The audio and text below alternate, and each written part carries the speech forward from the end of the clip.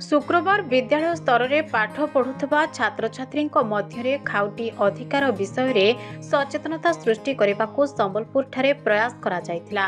एने संबलपुर धनुपाली सरस्वती शिशु विद्या मंदिर ठारे खाउटी अधिकार दिवस उपलक्षे एक सचेतनता कार्यक्रम अनुष्ठित होइथिबा बेले जुग्म नियंत्रक वैध माप विज्ञान संबलपुर कार्यालय पक्षरु सचेतना अनुष्ठान सहयोग रे यह अनुष्ठित होइथिला।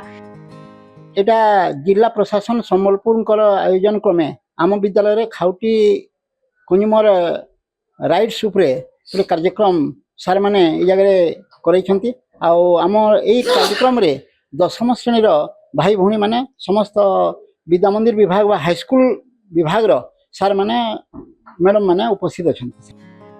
यह कार्यक्रम माध्यम छात्र छात्री को सचेतन करा विभिन्न प्रकार डिजिटल ठकई किपरि रक्षा पाइपारे और छात्र छात्री माने जेभली ठकईर शिकार नहेबे सेने सेमानंकु सचेतन करा जायतिला।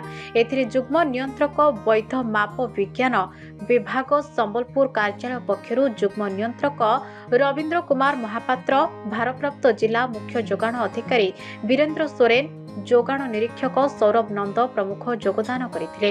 एथिरे धनुपाली सरस्वती शिशु विद्या मंदिर पक्षरु सह प्रधान आचार्य अमृत पटेल कार्यक्रम को परिचालना करथिबा बेले एथिरे अन्य सबु गुरुमा माने मंचासीन रहिथिले।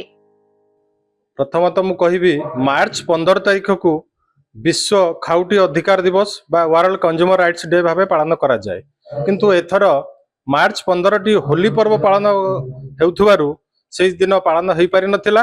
आमे ताको पर मुहूर्त रे आज मार्च 28 तारिख एई सरस्वती शिशु मंदिर प्रांगण रे आयोजित करिछु। संबलपुर नवीन दास को रिपोर्ट, खबर ओडिशा।